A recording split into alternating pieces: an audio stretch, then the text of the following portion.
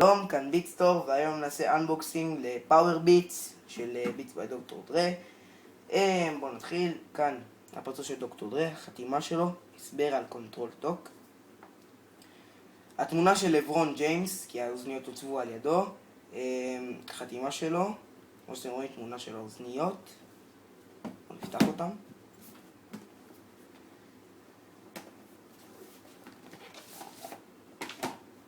ביטס ביי דוקטור דרה, מאנסטר וביטס.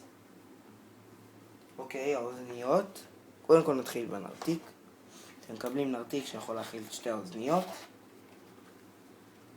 ומשהו שאין להרבה, כבל מעריך לאוזניות והחלפות לסיליקונים. חכו שנייה. אוקיי, אלו האוזניות. האוזניות מתלבשות על האוזן, כמו שאתם רואים, גומי שיהיה יותר נוח. בי, זה לא מדבקה, זה ציור. סיליקונים, זה נכנס באלכסון לאוזן. כתוב לנו כאן מאנסטר.